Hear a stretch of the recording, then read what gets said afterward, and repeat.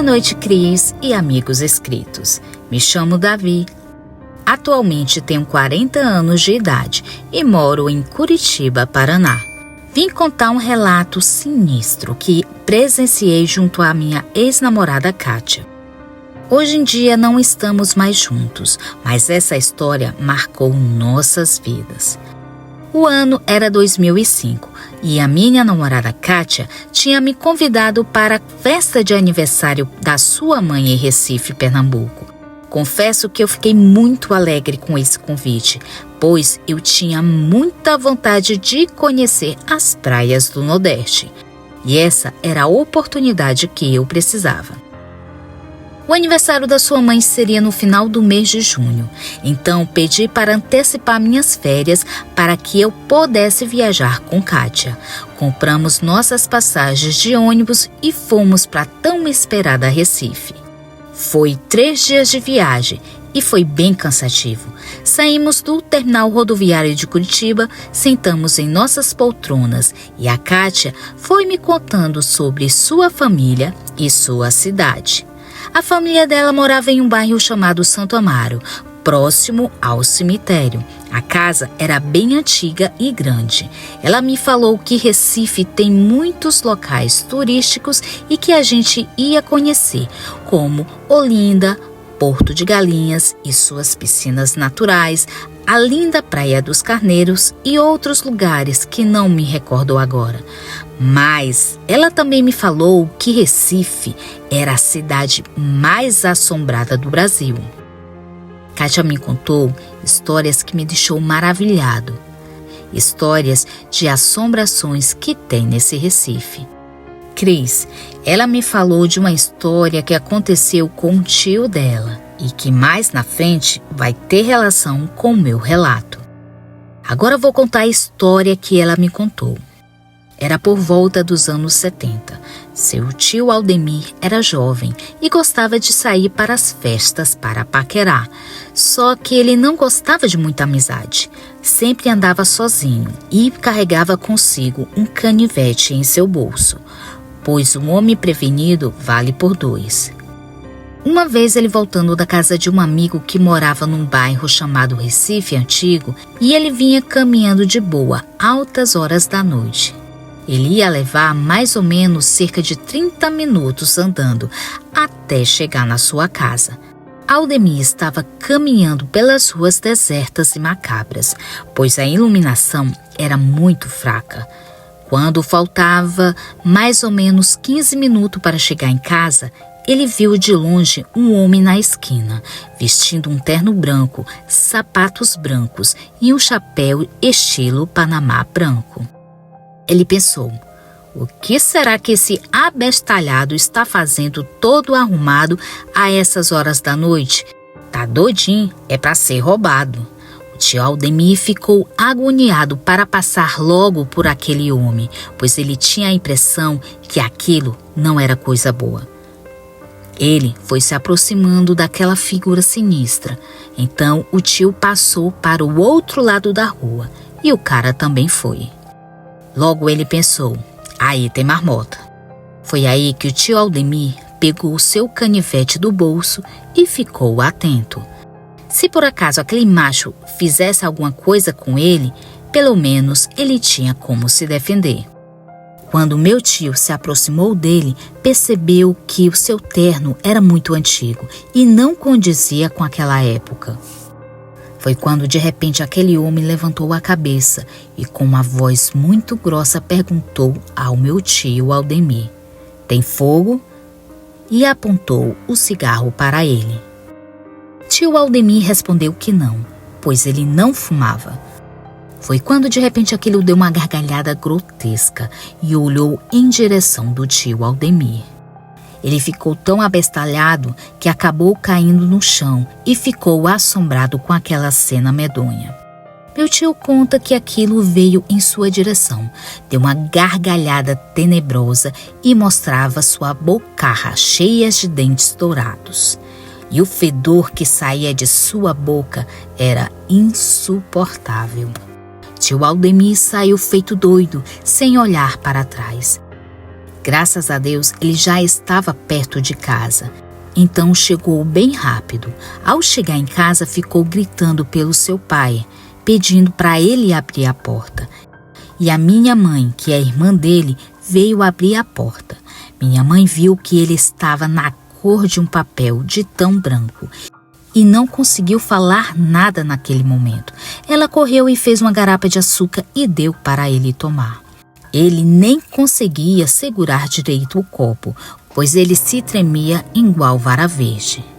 Depois de alguns minutos, a sala já estava cheia de outros familiares que moravam ali.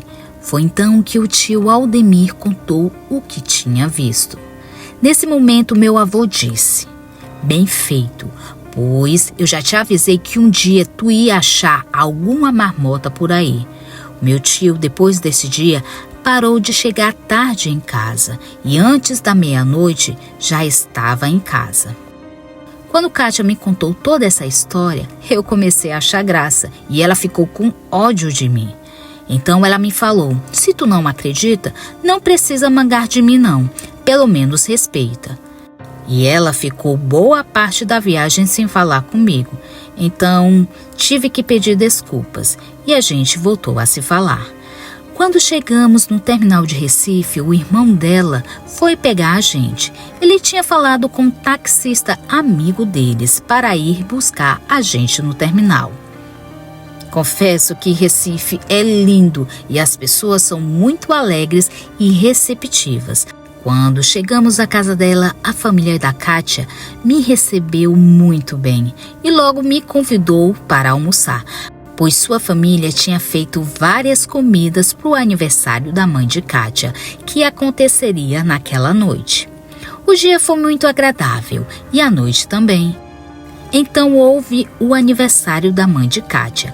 O bolo era gigante e o forró foi o ritmo principal daquela festa. Quando foi pela manhã, a gente foi visitar outros locais turísticos e à noite, os primos da Kátia nos convidou para ir no bairro chamado Recife Antigo, pois tinha alguns barzinhos legais perto do Marco Zero. Prontamente a gente aceitou. À noite pegamos um ônibus e fomos ao encontro dos primos da Kátia. Bebemos e conversamos. Foi bem legal e divertido. Só que já estava tarde e minha namorada disse que a gente já teria que ir embora, pois pela manhã a gente ia para Porto de Galinhas. Já era 00:15 e nos despedimos e fomos em direção ao ponto de ônibus. Só que aquele horário o ônibus custava muito e já estávamos esperando umas meia hora e nada do ônibus passar. Pela madrugada, a quantidade de ônibus circulando era muito menor. Kátia então sugeriu: "Bora a pé para casa? É uns 30 a 40 minutos andando." Então eu topei aquele desafio, já que eu não tinha muita escolha. Para quem não conhece Recife, lá é cheio de pontes e a cidade parece até uma ilha. Quando então estávamos passando na ponte Princesa Isabel, quase já no final, a gente viu alguém vestido de terno branco e cabeça abaixada, usando uma espécie de chapéu com abas largas. E a Kátia apertou minha mão e apontou para aquela pessoa. Cris e amigos, quando eu vi aquilo, eu gelei e me lembrei logo da história do tio da Kátia.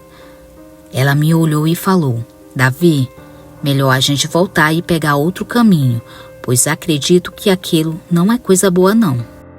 Eu concordei com ela e fomos por outro caminho. Fomos em direção a outra ponte chamada Ponte do Limoeiro e estávamos de mão dadas e conversando de boa. Eu olhei para o relógio e já era 1:20 da manhã e a gente ainda estava na metade do caminho da casa de Kátia.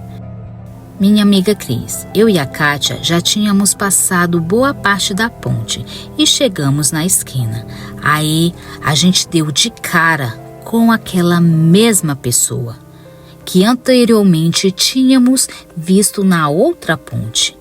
Eu coloquei minha namorada atrás de mim e falei: "Senhor, poderia por favor sair da nossa frente?" Percebi que ele estava parecendo o personagem da história que a Kátia me contou e confesso que me deu medo. Eu já estava suando frio e ofegante. Aquilo deu um sorriso sarcástico e perguntou para a gente: tem fogo? Nessa hora eu acho que minha alma saiu do corpo e pensei, só posso ter morrido e estou vendo o próprio Satanás na minha frente. Cris e amigos, aquela coisa tinha um bafo podre. Sua pele parecia que estava em estado avançado de decomposição e tinha até larvas saindo do seu rosto cadavérico. E seu sorriso era amarelo e brilhava com a luz que batia. Aquilo parecia até ser de ouro. Kátia deu um grito e me puxou. E eu voltei a ter controle sobre meu corpo. Corremos para a outra rua e aquilo deu uma gargalhada e disse: eu só quero fogo para acender o meu cigarro. E ele deu outra gargalhada sinistra. Corremos feitos dois desesperados. Não paramos nem para descansar um pouco. Vai que aquilo parecia de novo. Corremos por cerca de 15 minutos e, graças a Deus, chegamos na casa da família da Kátia. Quando chegamos, os pais dela estavam esperando nós dois na sala de casa e contamos tudo o que passamos naquela terrível noite. Eu e a Kátia passamos a noite acordado com medo daquele defunto aparecer para nós novamente. E a Kátia, indignada, me falou: agora tu acredita em mim, seu abestado? Talvez aquilo só apareceu pra gente porque tu mangou da história que te contei. Eu fiquei sem saber o que dizer. Pela manhã a gente nem foi para a praia. Foi dormir e deixamos para ir outro dia. Confesso que eu perdi a vontade de sair à noite pelas ruas de Recife, apesar de ser muito legal. Passamos mais uma semana lá. E aquele foi o único dia que saímos à noite. Eu e a Kátia ficamos namorando por cerca de 3 anos, mas ela voltou para sua cidade natal e hoje em dia quase não tenho contato com ela. E nunca mais voltei na cidade mais assombrada do Brasil. Se vocês moram em Recife e já viu algo parecido, por favor, deixe nos comentários, pois eu ia adorar compartilhar essas histórias sobrenaturais com vocês. Muito obrigada, Cris, pela oportunidade de contar o meu relato sobrenatural.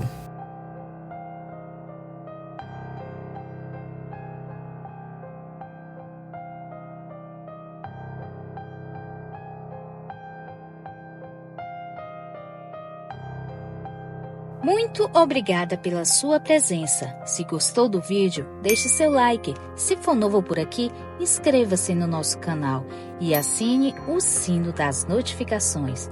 Comente qual a sua cidade. Também aceitamos sugestões de vídeos. Se gosta do nosso trabalho e quiser nos ajudar, se torne membro ou dê um valeu. Também compartilhando os vídeos com seus amigos nos ajuda a alcançar mais pessoas. Desde já agradeço e até o próximo vídeo. Tchau, curiosos!